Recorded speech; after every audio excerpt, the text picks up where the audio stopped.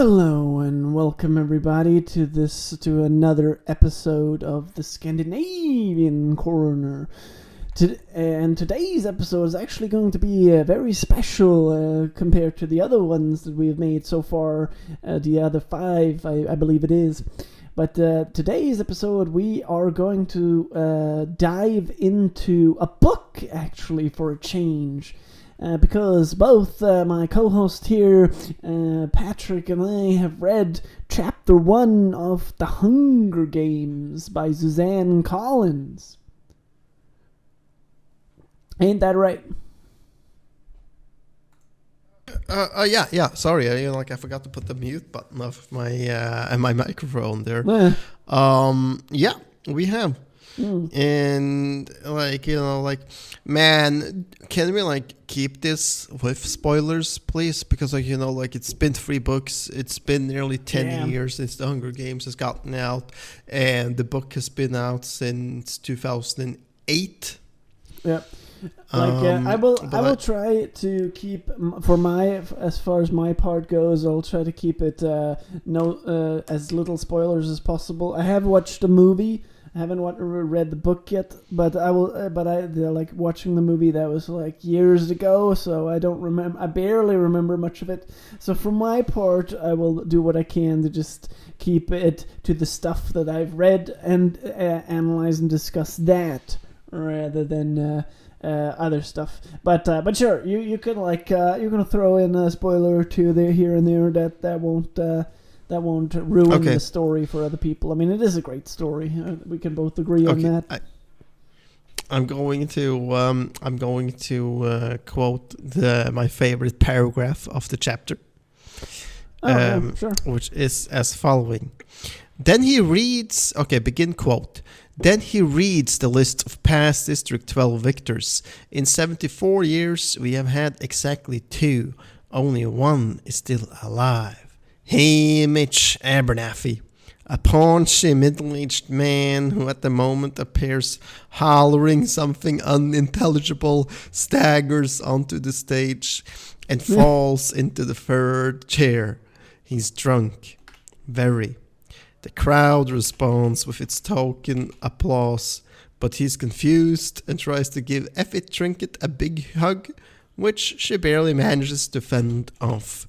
End quote. Yeah, I thought like that was epic.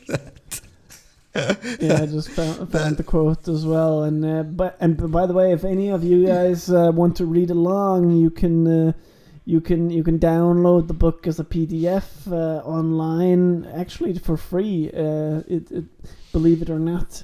Of course, if you're a paper person, I do recommend you buy the book, because also to support the author, and so you can read along when we're doing quotes. I believe this quote was from page 18. Yeah, that's true. So a great quote, and it shows just how much what was his name again? Hamish. Yeah, Abernathy. Actually, funny enough, the same name as Dolores in Westworld. I was surprised by that, but yeah, it just shows how little Hamish cares anymore. He just doesn't give a fuck anymore. Yeah, but he also knows that the system is rigged. Yeah. Right. And sorry for spoiler in advance here, but if you remember the movies, then the game is fucking rigged, and it is the rich people's kids, that is favored in the games from the get-go, that are getting the good stuff, the good weapons, the good caches, the good all that stuff, right? Yeah. And he knows that, but like it's stated, he is one out of 2 people from that district that has won the Hunger Games since it started 74 years ago. No. That's that's saying something. Yeah. That's saying something. And I can't like find any stats. We'll try to find something as we find go along here, but I am like pretty sure that it is probably contenders from the richer districts that has won most of the Hunger Games. Yeah, and that actually brings up a very good point of foreshadowing. That's another. I have another example there that I wanted to bring up later, but yeah, when he is when she's talking about how he won the games years ago, and that he's been the only one, that can be foreshadowing to later. I don't know, and I don't remember if it is, but it could be foreshadowing to when we have when we find out that the system is rigged later. Yeah. Yeah. And that's the great thing about foreshadowing. You can use it pretty much on anything that has to do with characterization or the plot. You can tie it in anywhere. And I'm sorry, now I'm like going all story structural on you because I'm reading Story Engineering by Larry Brooks, and so there's a lot of information there that you can use to build a story. And you can not only use it to build a story, you can use it to analyze a story as well, and get a lot more out of the media and the stories that we consume on a daily basis. Yeah. So yeah, foreshadowing, definitely. I just want to say thank you for getting me to read this, because the last time somebody tried to make me read this was right after the book had actually come out. So in end of 2008 or beginning of 2009, I asked my sister in Oslo at the time, "What are you reading?" It's a book called Hunger Games. And I asked, what the fuck's that about? and then I get to hear it.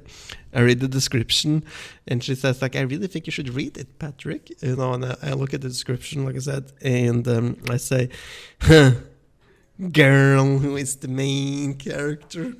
Fuck that. Fuck that, I'm out. Not ready for feminism yet. Where are you? Not ready for feminism right now.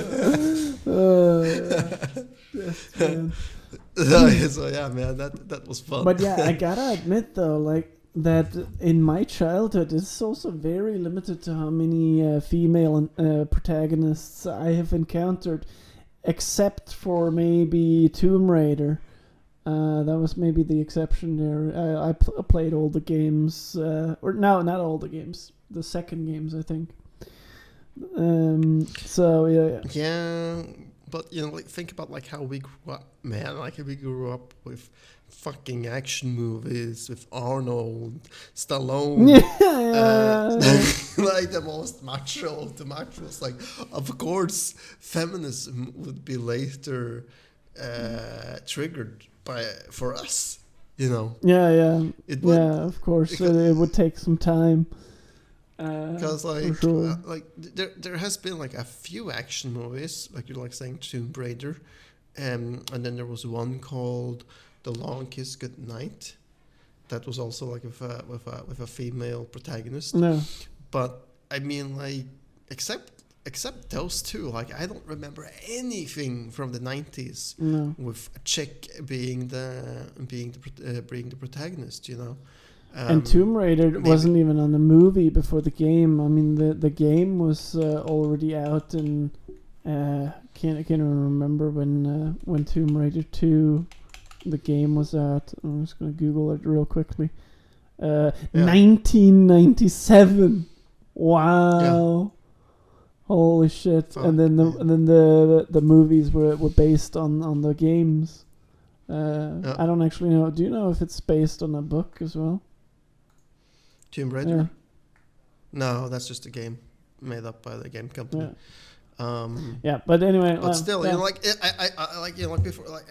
really want to get back to the beaten path. Yeah. Let's not stray too far. But I did want to just stay that Tomb Raider is one of the few motherfucking video games out there that has managed to offspring successful action movies. Yeah. It is. I wouldn't really know what else there is actually. Yeah. Like because like many have tried, you know, like they tried to make like a fucking movie out of Max Payne with Mark Wahlberg, but I doubt you remember it. Do you remember it? No, I didn't even know there was a movie. Exactly. You don't even fucking remember. You don't even know there was a movie, right? Man, making the point. Yeah. So yeah, because like most of these video game movies fail, but yeah, okay. Let's get back to the beaten path. Like I have another, you know, like you've taken my criticizing questions, you know, in the Discord. Yeah, but before we get into all this analyzing stuff, let me just very quickly summarize the chapter 1 just for the people that maybe have not read it, or people that are interested in reading it, or people that just want to listen to this to us analyze this book. So yeah, it's basically just about our main protagonist, the female Katniss Everdeen, or also called Catnip by her friend. Can't really remember his name now. What was his name? It's a week since I read it. Gale, right? Gale. And they're hunter-gatherers, so they go out and hunt even though it's illegal, because there's this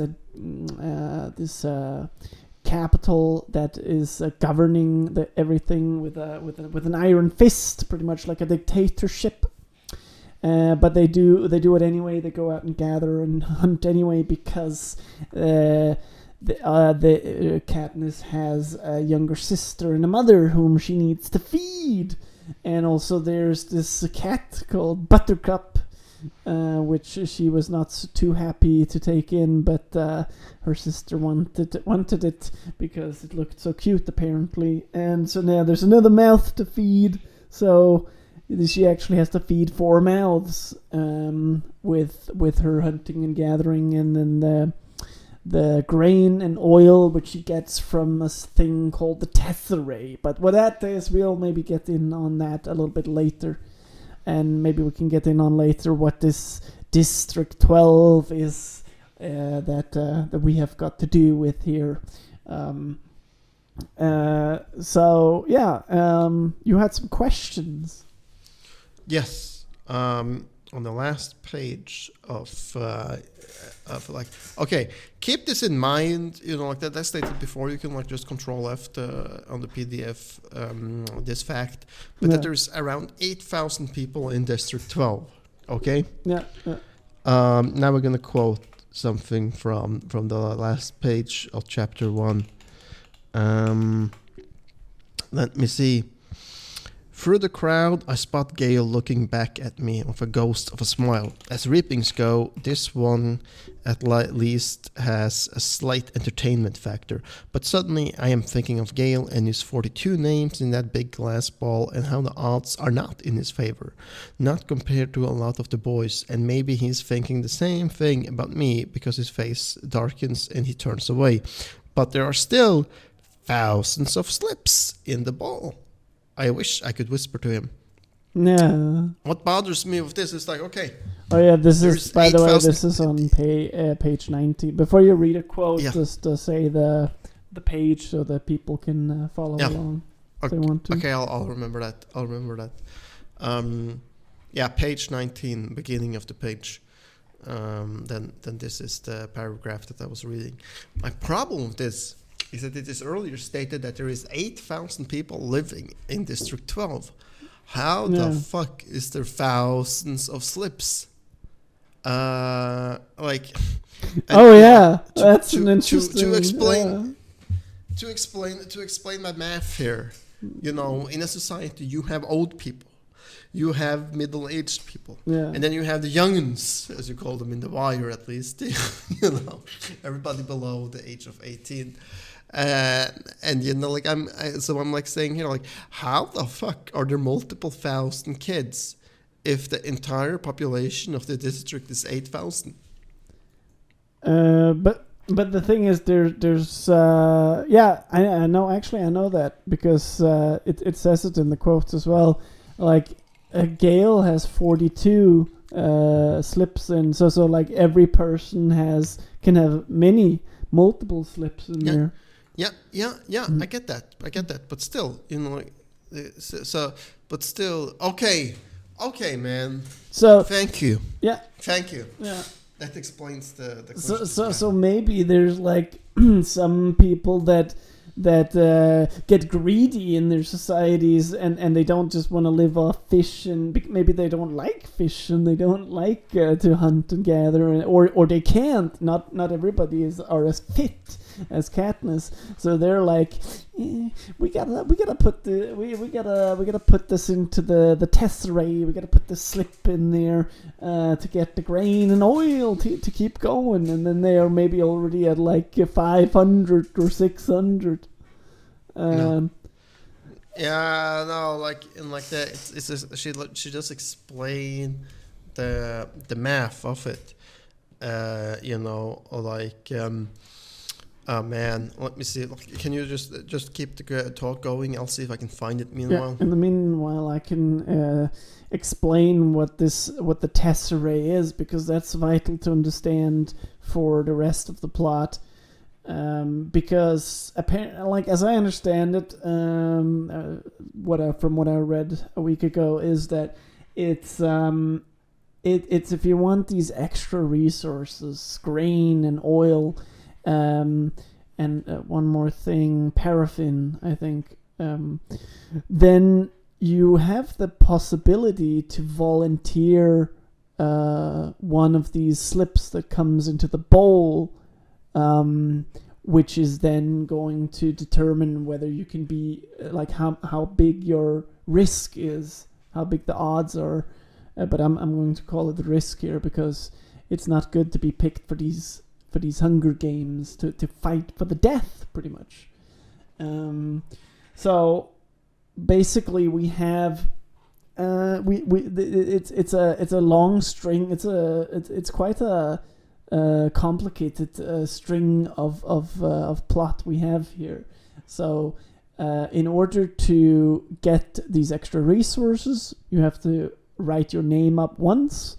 Put it in one of these glass bowls, from which these glass bowls, I think it's once a year, there will be someone who will draw a slip, and then you have the risk of being picked for the Hunger Games. So that's what the tesserae means. I have found the paragraphs. I will read it on page 12. Begin quote. It's in the middle of the page 12.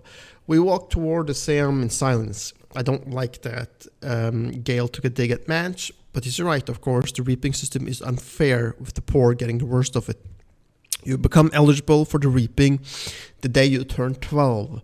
That year your name is entered once, at 13 twice, and so on until you reach the age of 18.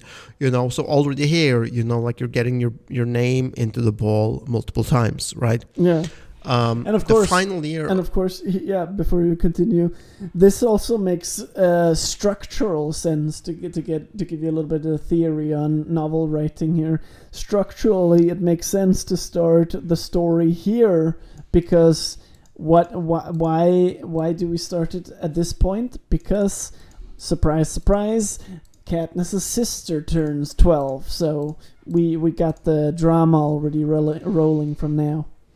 All right. The final year of eligibility, when your name goes into the pool 7 times. That's true for every citizen in all 12 districts in the entire country of Panem. But here's the catch. Say you're poor and starving as we were. You can opt to add your name more times in exchange for tesserae. Each tesserae is worth a meager year's supply of grain and oil for one person. You may do this for each of your family members as well. So at the age of 12, I had my name entered 4 times. Once because I had to, and 3 times for tesserae, for grain and oil for myself, Prim, and my mother.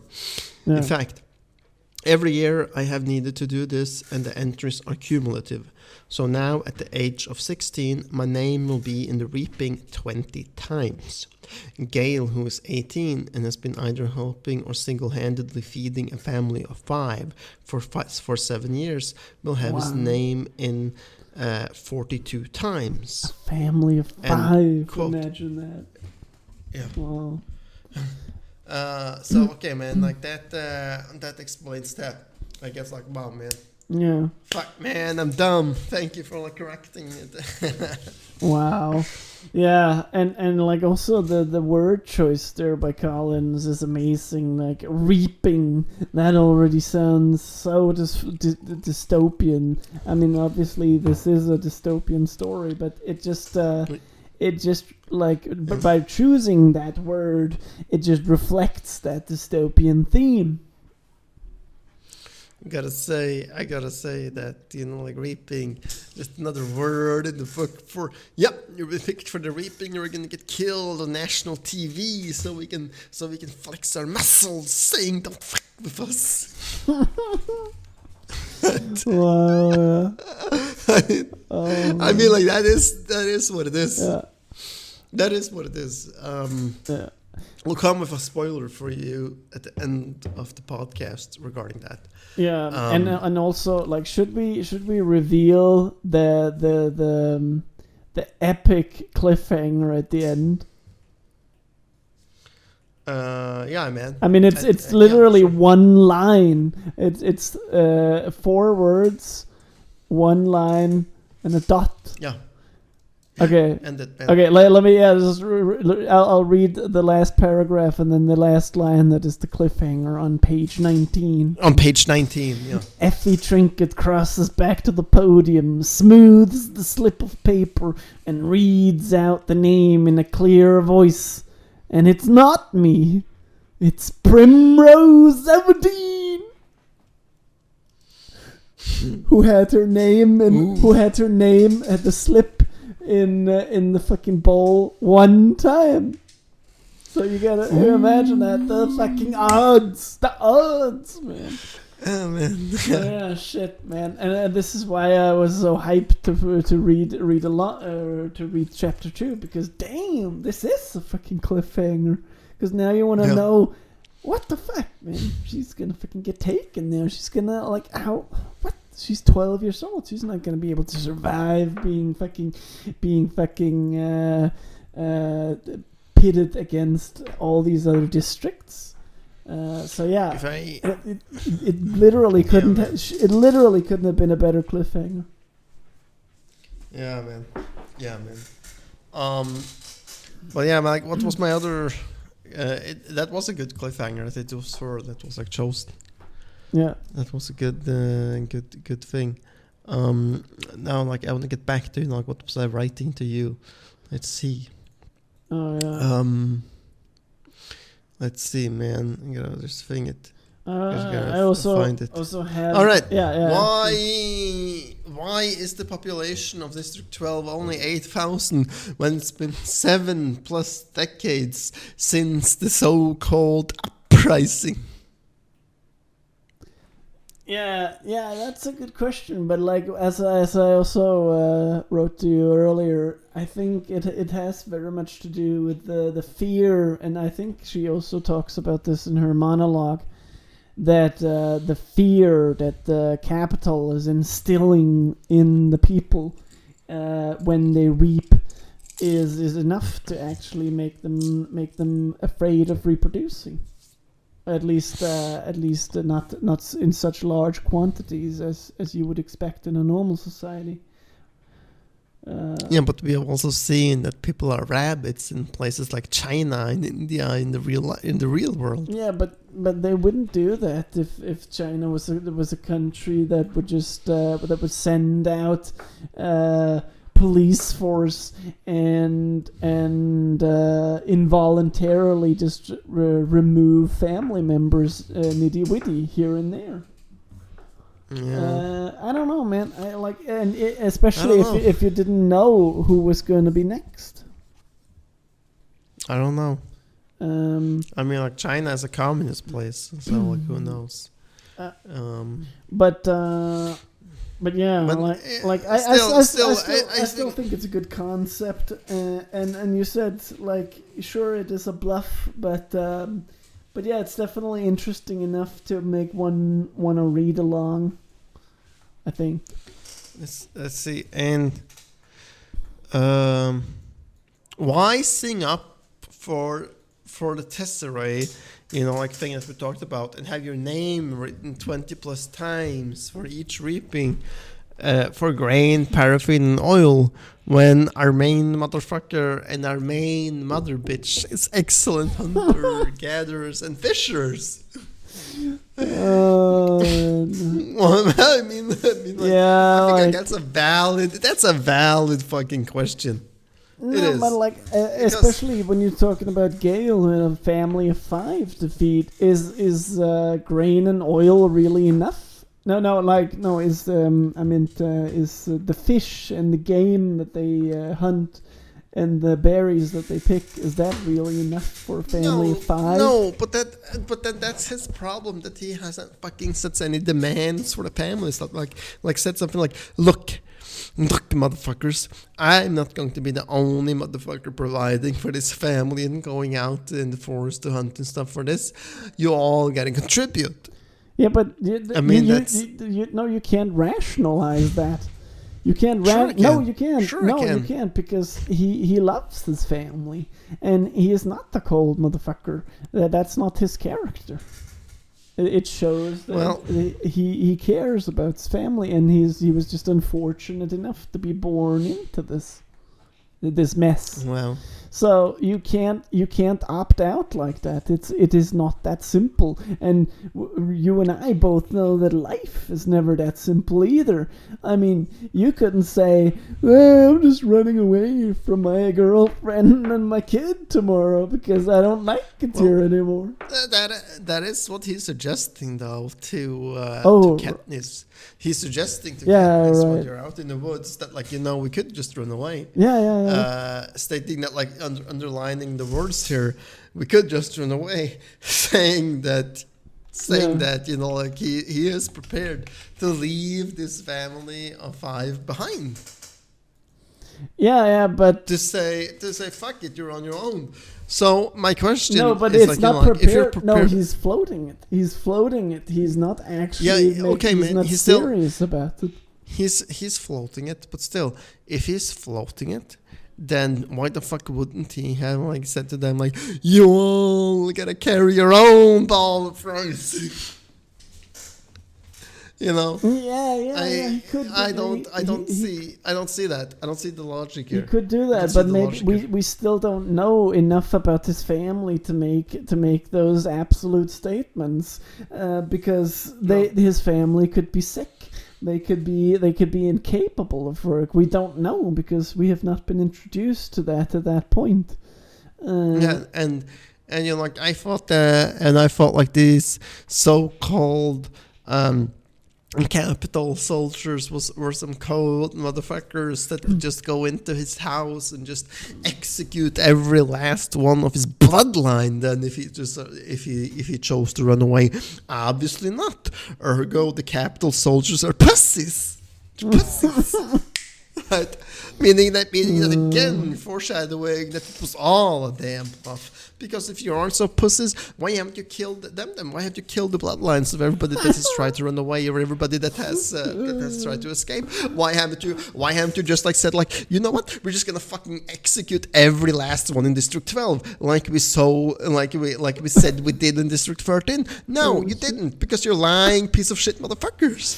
Okay, let's let's take this back to the chill mode again, and because now that you mentioned foreshadowing, there is this or I don't know if that is foreshadowing, but I don't know what you think. Buttercup, the freaking cat that we already get introduced on page 1 of the freaking book. All right, it's like mangy cat. Right. Yeah, sitting on page 3, literally the first page of the novel, sitting at Prim's knees, guarding her, is the world's ugliest cat. And I'm like wondering, what was it? Like I was wondering if it's foreshadowing for something. Because she also goes into that relationship and says, in trails, no hissing. This is the closest we will ever come to love. Is that foreshadowing for that she will experience something with this fucking cat later?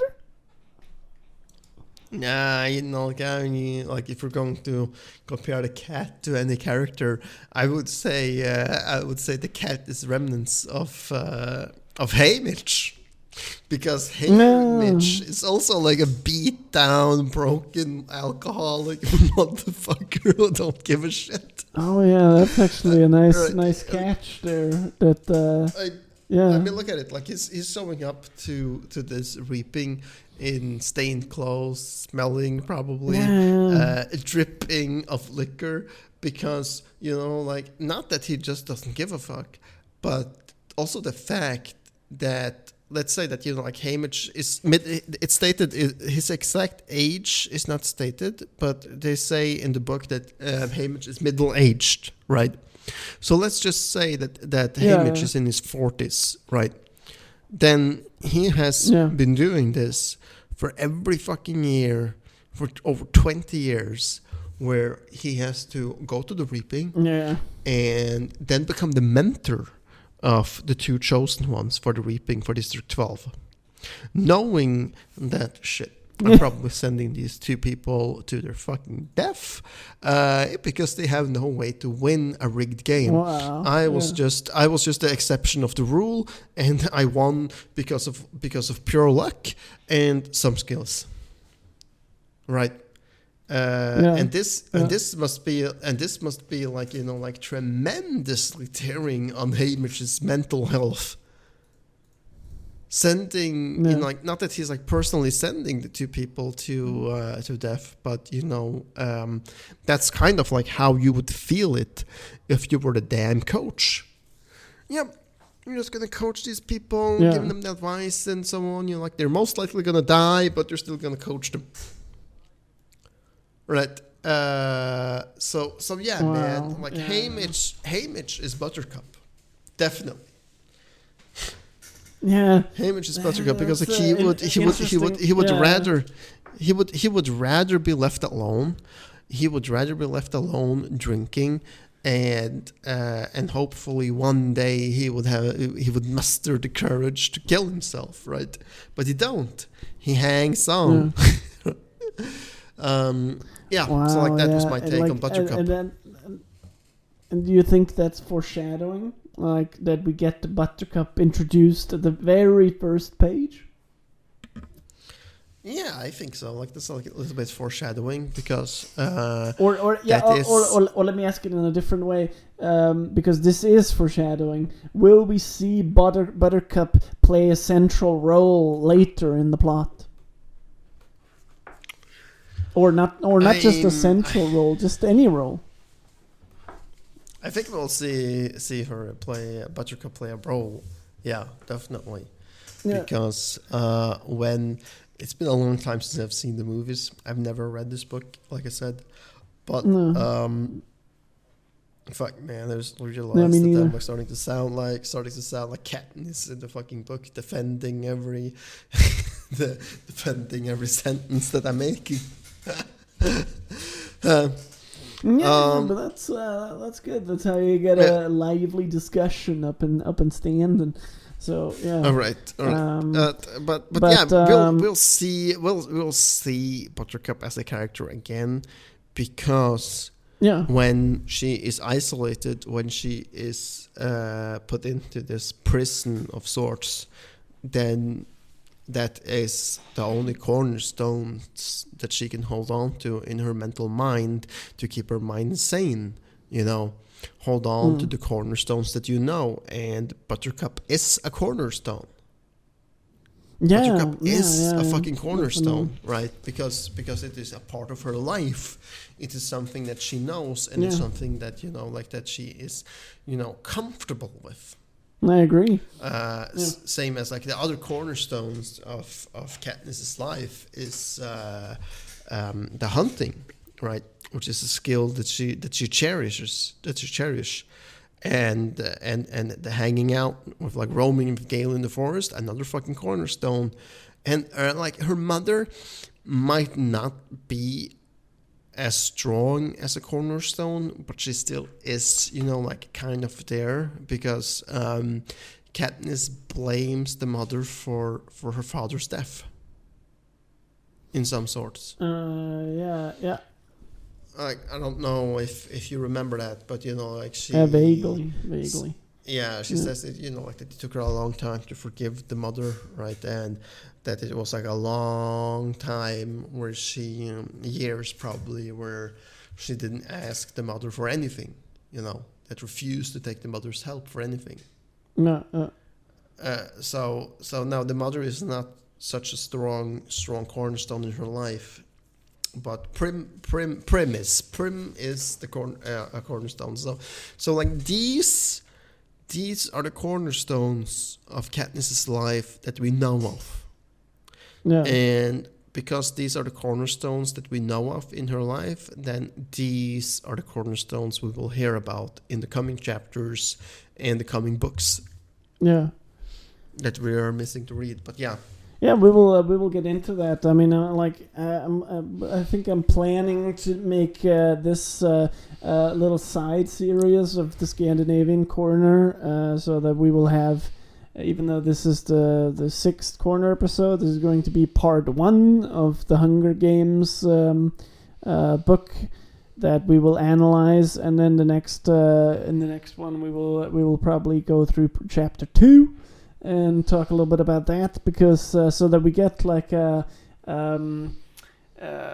chapter by chapter in-depth analysis, insightful analysis by the learned dilettantes that we are. Yeah, man. So yeah.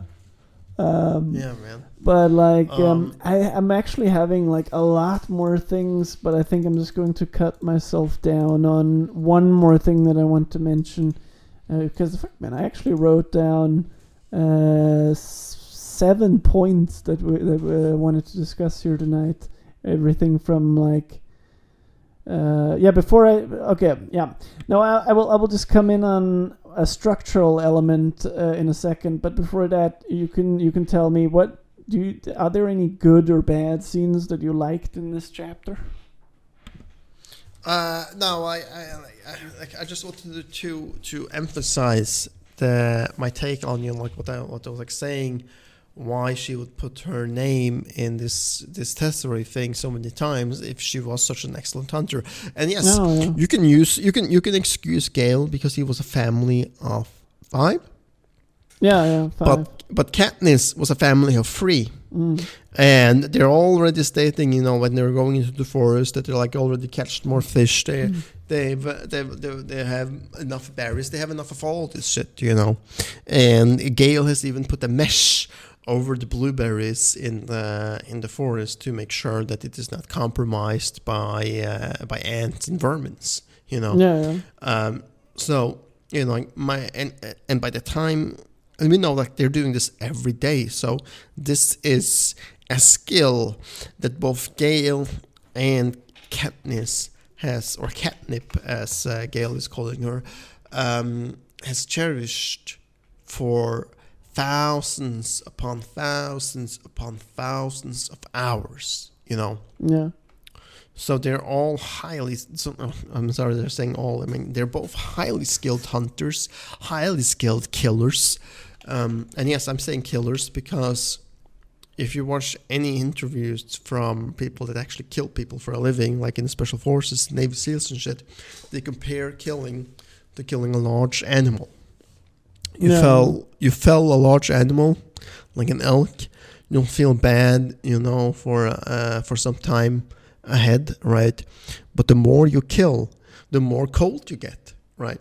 So when the fifth elk you fell, you don't feel so much. 10th elk you fell or kill, you feel nothing, right? And that's that's my impression of Katniss, that she has to be one cold ass killing machine to do all this shit, and it's a skill that has been sharpened so long, and that's why I'm wondering why the fuck do you even need to put your name down 20 times for this Tesseract thing, unless you're a damn bloodthirsty psychopath. She just don't know it, but she's a bloodthirsty psychopath that has done this because she wants to be chosen. She wants to kill a human.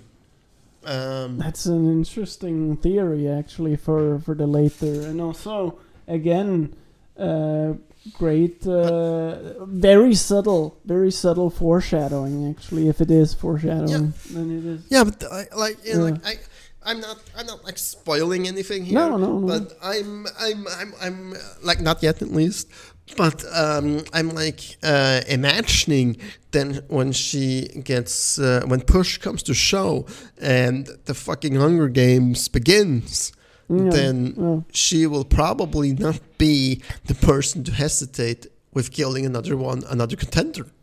No, she'll probably drop him fast as fuck. And if that happens when I read the book or I see the movies again, I'm gonna come back to this straight away, Alexander, and I'm gonna say, yep. Psychopath. Yeah, it's true, and that is one of the few things I actually remember from watching the movie. That is that who is it who played her in the movie? Katniss. I can't remember. I can figure that out. Jennifer Lawrence. I remember Jennifer Lawrence's portrayal of her was very what do you call it? Very in your face, very aggressive, very and she doesn't care about Gale talking about this, even though she does become the symbol of the resistance or something, the Mockingbird or Mockingjay or whatever, but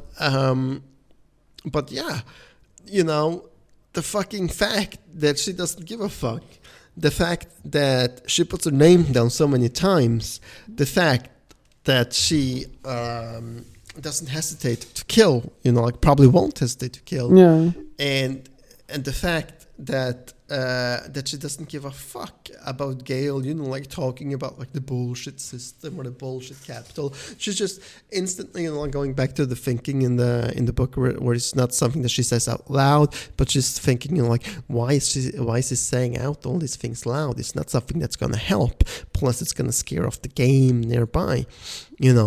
That's all she's focused on. That's all she is focused on from the get-go is the killing. It's the killing and the harvesting. So again, all these facts combined together, psychopath. Well, but then again, she does talk him down from running away. At least I believe it is her who's saying where is it? It's on some page when they say. When they're sitting together in that woods, I can't remember what page it is on, but they're talking about leaving, and then she is actually the one who's saying that we got family. No, she doesn't talk him down. He says before she can say anything, he says we could run away, if we didn't have kids. And what he's meaning by it is, he's meaning all the people that Katniss and him are providing for, So in a way, he talks himself down from anything. Yeah.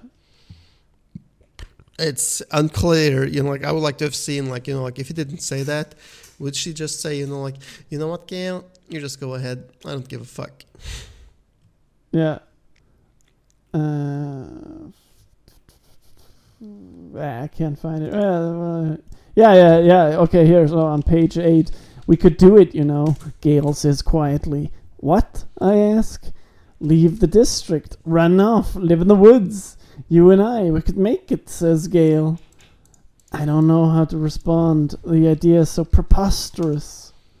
Yeah, and then he talks himself down. And then he says, if we didn't have so many kids, he adds quickly. Yeah. Yeah, but then, then of course she also says, I never want to have kids, I say. So yeah, man. Maybe she just wants that killing, the lust for killing. That's what I'm saying. She's a fucking psychopath. Oh shit, man, you're right. Okay, so like the last thing I wanted before we end it, because we're already on 45 minutes here, and we're not even halfway through all the shit I want to talk about. The political implications, the political themes that are in the story, and the characters, a deeper character analysis. But we can take all that in chapter 2. What the last thing I wanted to talk about is the killer hook.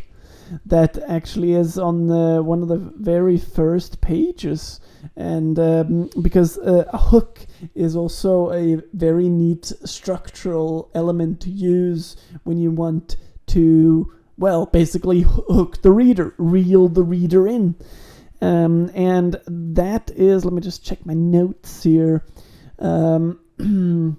On the first few pages, there's some relatively information-dense paragraphs that reflect the killer concept, which is, what if a war has created a severe class divide in a society and a relatively small group of people assume dictatorial power in a playful fashion? That's the concept. And the theme is life under the claws of dictatorship, life treated as a game, political implications of dictatorship. Yeah, now of course this was theme. And then we have Collins has created. Let me just check here. Creates a unified hook which carries blah blah blah. Oh yeah, okay. So we have.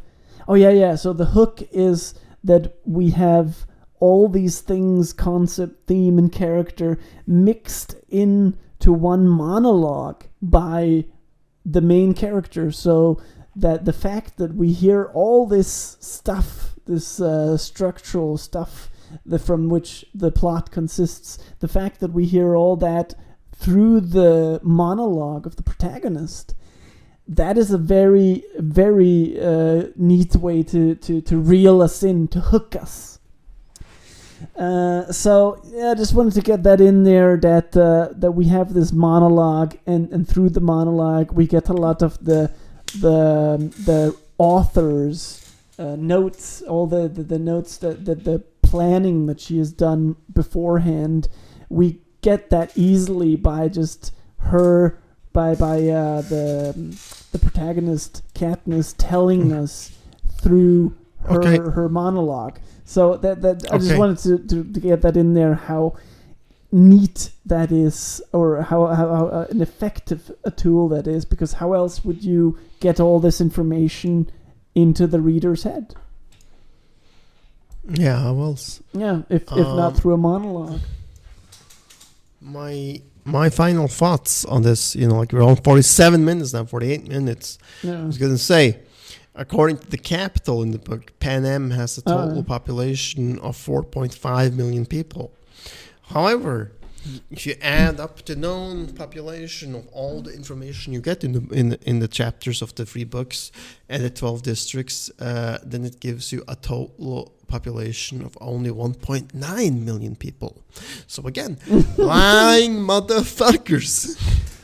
Oh man, but like, yeah, I mean, I'm also a big fan of having every detail just right in a book, and there shouldn't be any goofs, as you call them on IMDb, but something like numbers, something like the fucking numbers of a population, it really, not in my opinion, it's not the deciding factor on whether a book is good or not. No. That's not like what I'm saying. I'm just like saying it's not the deciding factor, but it is one of many factors that makes it deciding.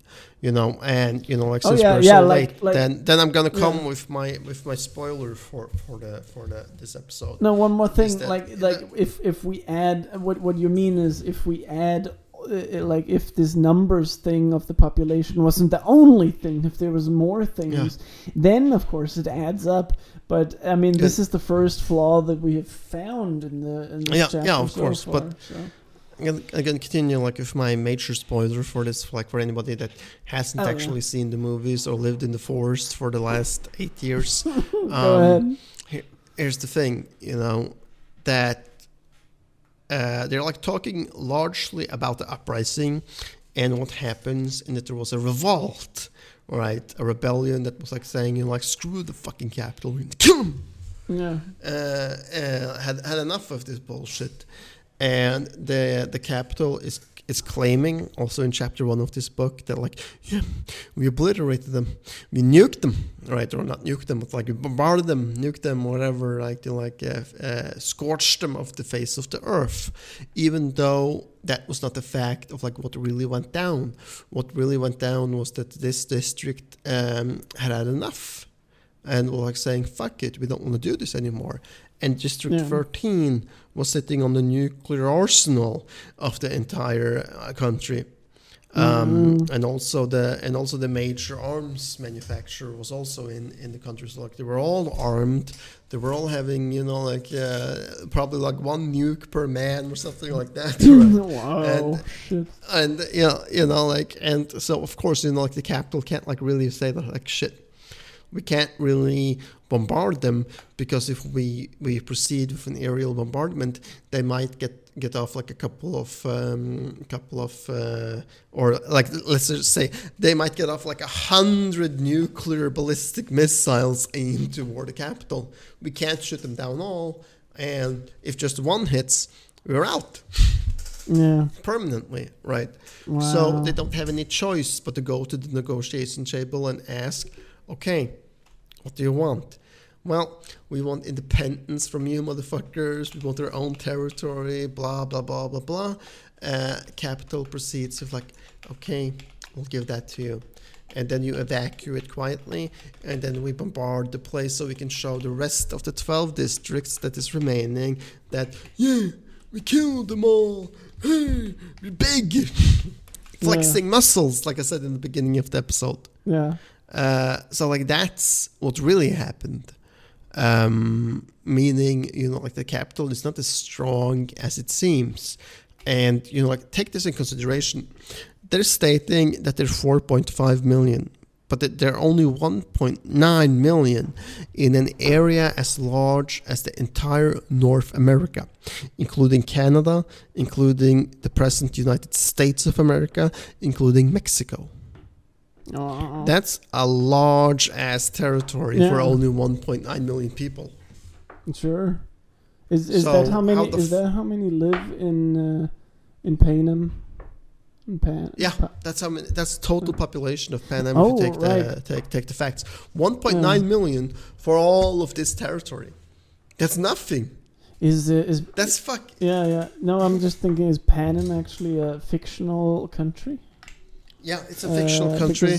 It's a fictional country that is divided in, Canada, the United States of America, and Mexico. Yeah, because I remember reading somewhere in this in chapter 1 that the states had been in war, and then after the war the capital seized power, and then that was how Panem was created or something like that. Yeah, after storms and wars and whatever had fucked up Canada and United States and Mexico. My point is just Canada, United States, and Mexico that exists in this world, right? Yeah, but they're absorbed into Panem. They're annexed into Panem. Yeah, but they have existed before in the fictional. They have existed. They have existed in the fictional world, but they are absorbed into this. Yeah. So again, they're weak as fuck. 1.9 million, and spreading across this huge of a territory. How would you humanly possible have a military force big enough to control all that? You wouldn't. Yeah. You wouldn't. So hence the Hunger Games, which is the play for the gallery that hey, this is us flexing our muscles to show you what the fuck happens if you fuck with us. Yeah, exactly, and that's why they need this bluff that we talked about, the fear of these people. They reap the reaping, because how else are they going to control them? They can't do it by military power. They need to rely on the blowfish, as Walter White would put it. And another thing that you like to explain in the movies, at least, when you see President Snow, great portrayal by Donald Sutherland, by the way, explains his hate, the character's hate for the poor districts, because President Snow comes from a rich family, but the family lost nearly everything because they had all the money tied up in the businesses, like nuclear facilities and arms facilities and arms industries in District 13, but they were forced to bombard it for the play for the gallery, right? Yeah, the reason why I'm a little confused here is because President Snow apparently is a character we get introduced later. He's I know, but that's why, like I said, like in the beginning of all this, I said spoiler. Oh yeah. But just for the people here who are still with us at this point, he's not introduced in chapter 1 yet. But I'm assuming that's part of the structural narrative, that we don't get introduced too much information, because there is a lot of information about the concept in chapter 1, so it is important that we not overburden the reader. Of course, of course. But President Snow is the president of Panem, the country. Yeah. Okay. We'll talk about him much more later in the later episode. Yeah, we will. But this just like, and we're gonna talk about this again later in another episode. But this just explains his hatred, and especially if you see the movies, his hatred towards the poor districts. Yeah. And like that was my ending for that. Yeah. And I just want to say that all that which you talked about there after the spoiler alert shows how much background research and pre-planning Suzanne Collins has made for this book. She didn't just sit down and start writing from the very first page and just wrote, "When I wake up, the other side of the bed is cold.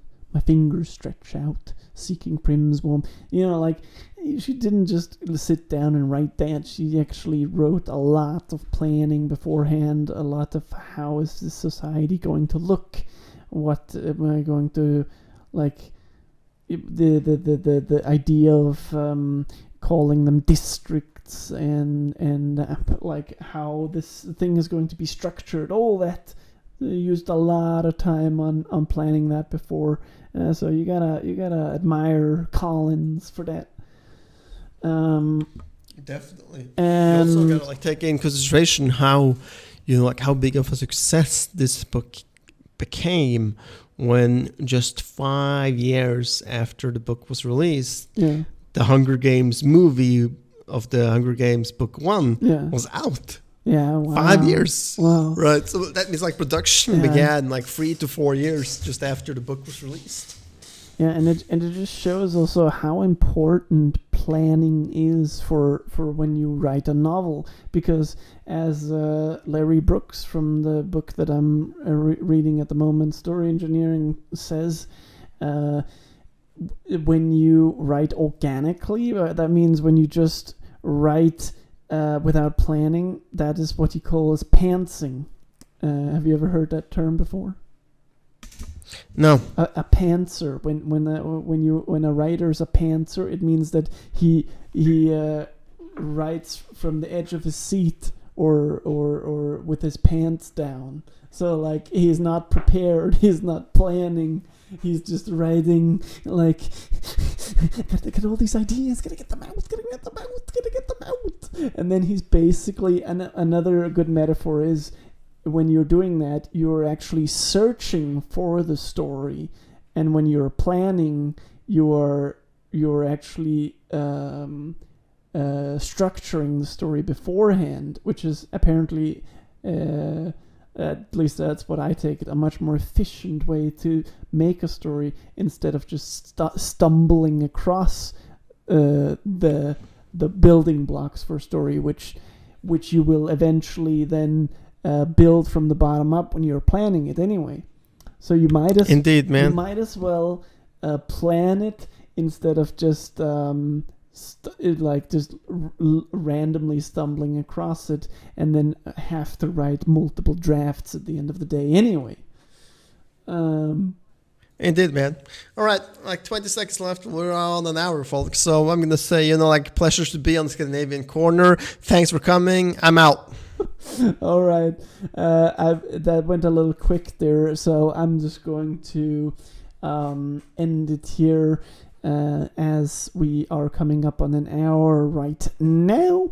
And thank you all for listening to this very first episode of this new series that is going to be where we discuss the Hunger Games book, each chapter, and stay tuned for chapter 2, which will be coming maybe next week or maybe in 2 weeks. I don't know. We will not be that.